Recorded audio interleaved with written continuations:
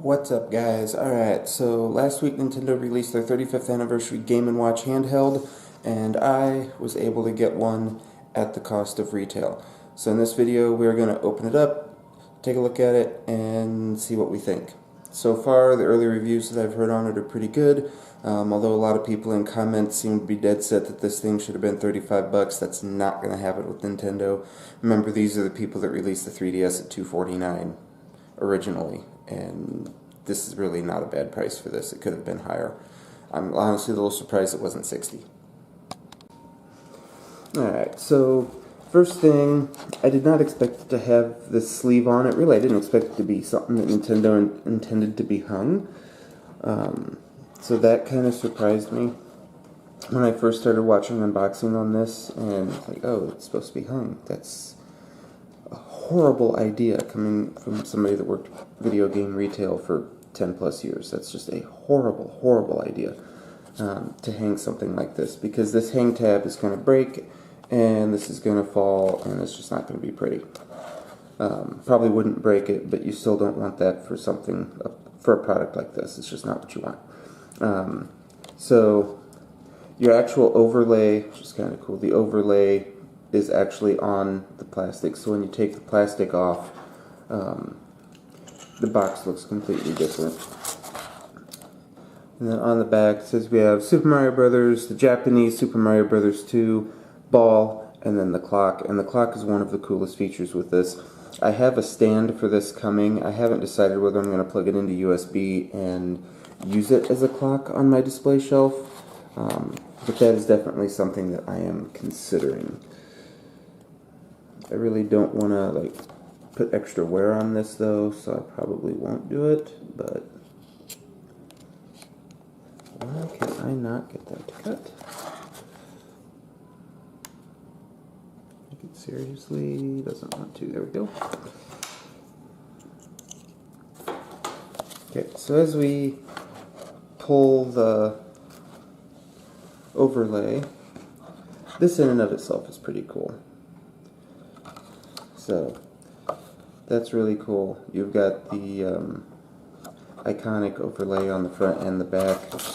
So that's a really nice touch. You know, Nintendo's products have been, they do their own thing, but they really are well done, and there's just a lot of nice touches like that. Let's see if I can try to cut back on glare a little bit here with the window behind me. So, and it does tout the color screen. A lot of the Game & Watches didn't have one. Now this is where it would be more of the original that this was modeled after. So Game & Watch Ball was the original Game & Watch, and that's what this is modeled after. So when you put the slipcover on, it's the 35th anniversary Super Mario Brothers. But when you take the slipcover off, it's the original packaging. And that's a really cool detail. That's just, they just think of so much when they do these. Alright, looks like it's just going to slide out, maybe. Yep. Okay, nothing else in there. We have USB-C to USB-A cable. Probably about a 3-footer. No, not even that long. Probably a 1-footer. You don't get a power brick in here. Nintendo is green, after all, even though they're really big red. But basic user's guide, which just says plug it into an AC adapter sold separately, is pretty much all it is. And then you have a bunch of health and safety information. This does use lithium batteries, so just be careful there. Let's see.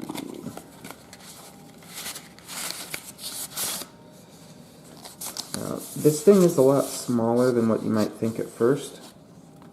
And it's of course upside down. But honestly, it's probably not that much different from a regular NES controller, which means that you could probably play Mario Bros. pretty well if you're an experienced player. That power button on the side. Press time. And there's our clock. And you've got your seconds counter up at the top. is really cool. What time is it? There we go. Set time. And the time is 1:15 p.m. Uh-oh. We have Lakitu. What is he throwing? Is he throwing wrenches? Looks like he's throwing wrenches. Okay. Oh, there you go. Let's go load Super Mario Bros. World 1-1.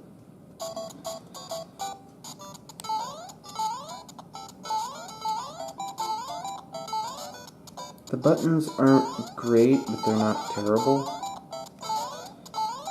You can definitely tell that they're rubber dome, they're not springs. Even just the, like, literally rubber dome, because the original controller had plastic. These are actual rubber. Plus the original NES, the controller buttons were indented where these have an actual, like, little dome to them. So I'm getting used to. Sound is good. Screen is good. I mean, when you're playing this, the original resolution was so low anyway that it's not like...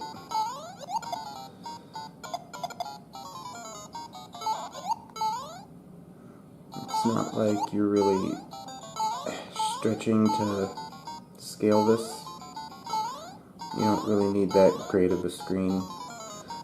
So that's really cool. D-pad feels good. D-pad actually feels pretty good.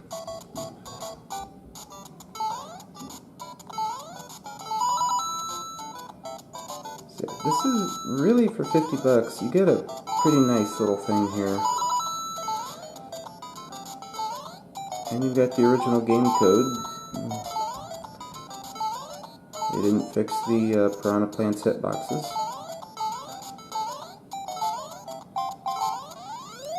I would bet it won't be long before you'll see guys running this in sub 5 on Game & Watch. Like this looks pretty good. So, okay, and then you can just go out to time, and it just sits there like that. And with the USB on the side, I could legit use this as a regular full-on clock, but I don't think I will. Probably do it in like tour videos and collection videos and that kind of stuff, but I don't think I'll do it for like a regular full-on thing. And then you just power it off, so that's pretty cool. How much charge did this come with? Half. So these seem to be shipping with about half charge from what I've noticed, so alright. That's pretty cool. So that is the Super Mario Bros. 35th Anniversary Game & Watch. When I get the stand, I'll do another video showing that, and we'll show it up on the display shelf. So, thank you for watching. We will see you in the next one.